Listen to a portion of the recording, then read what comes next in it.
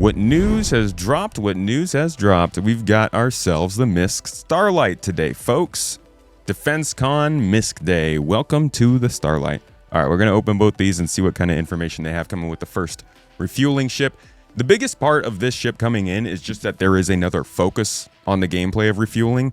That's kind of what they've been doing, is finding ways to, if they're going to bring in some new gameplay, then they want a new ship that's going to focus on it. This is why everyone's been saying there's going to be a new refueling ship rather than just the Starfarer getting all of the attention.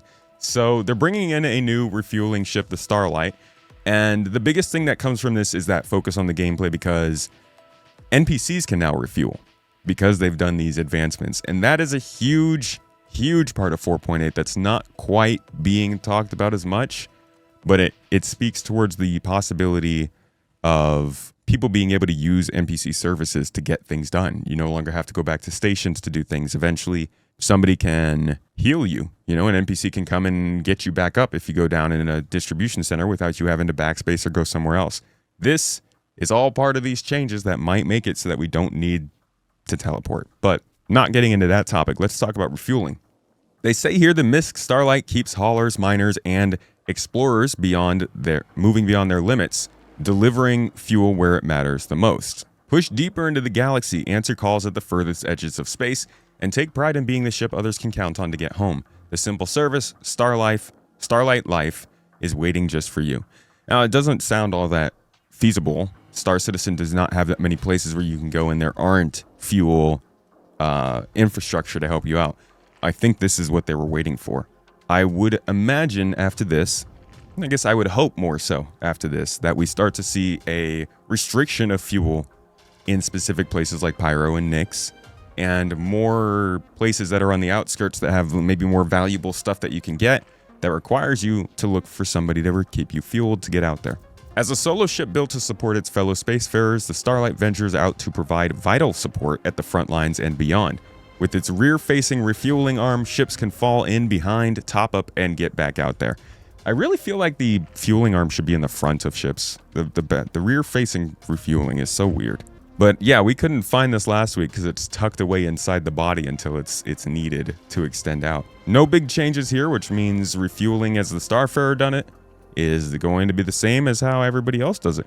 Kind of funny that these clouds in this shot are dealing with the same like fragmentation problems we get in game. I wonder if that was by design. 32 meters long, 20 meters wide, 9 meters tall. This is like very, very similar to the Expanse. I'm pretty sure the Expanse is fairly close to that size. 35 meters long, 20 wide, 10 tall. And this was how much? 32, 29. Yeah, this is basically a one-for-one refueling counterpart to the Expanse, which is refining. So we now have the Prospector from MISC to mine, the Expanse from MISC to refine, the Starlite from MISC to refuel. I'm betting that MISC is going to have something of this size that's going to do repair, and then also something that specializes in fabrication too, because it seems like MISC is just filling out this sort of small to medium size utility focused vehicles. Pretty cool.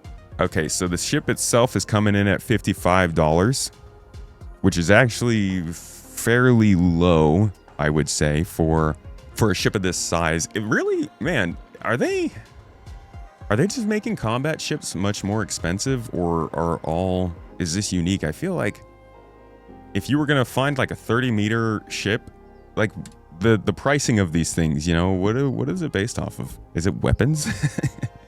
So the Starlite is $5 more than the Pitbull. Yeah, there's a comparison for you.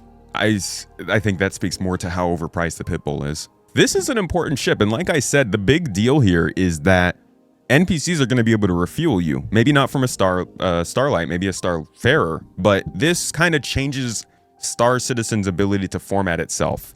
Its ability to make parts of the game that are definitively made for folks who cannot do much versus parts of the game where, like, late stage, end game, you need to be able to survive out there on your own kind of vibes. That's important. Walking us through the refueling process. The process is that refueling ship owners first enter refueling mode, which will automatically extend the fuel nozzle. While the nozzle is extended, any incoming or outgoing docking request is interpreted as a refueling request. Accepting this will trigger the docking process. Once docked, the player asking for fuel can open their mobiGlas to order. I wonder if that means that when hacking comes into the game, you can hack a refueling ship to steal fuel from them peacefully. The player can influence refueling, because imagine, like, if you're on the Starlite, the only thing you could, if they hack you and they cut off your power supply or your thrusters, but they allow fuel to be pumped, you really can't do anything other than get off your ship and try and board theirs. Or just let them take what they're going to take and hope they don't do more. Or call in some help to come beat them up. I don't know. But the hacking and boarding gameplay is going to be an interesting part of all this. What makes it different to the Starfarer? The biggest separator is fuel capacity. While they share the same pods, the Starfarer carries twice the capacity of the Starlite. Is the Starlite best suited to small to medium ships? It says it's better suited for smaller ships. Larger ones can be serviced, albeit with a lower fuel capacity, so it's not as effective as the Starfarer at larger jobs. Can it refuel itself? No, not from the pods. With this being the first entry-level refueler, how will players grow with this ship? Though entry-level, the only limitation with the refueling loop is the total capacity of fuel aboard. The Starlite is fully compatible with the same alternative nozzle upgrades as the Starfarer. How profitable will it be? We treat refueling as a full, viable profession. While players should be able to earn a living in the verse with every profession we introduce, we acknowledge that this sort of balancing is complex and ongoing process that will evolve with the game. So you will be able to make a decent amount of money with this. Like, if you're looking to make money without spending a lot, I think it's going to be more effective to, like, and you're going with real cash, more effective to buy an industrial ship than a combat one. Though, we'll see. Obviously, combat missions are more risky by default, so CIG might always lean towards that paying more. That probably makes sense. But the price of the ship is a teller. Also, the fact that they're calling this a full viable profession is key. I think that means that they need to make sure that they're proving this can stand up to what mining has in terms of depth, and they went backwards on that with this version of refueling, so we'll see where that goes. With 4.8, they're introducing specific refueling missions. The Starlite is positioned as an introduction to refueling with handling tuned for accessibility over raw performance. That makes sense.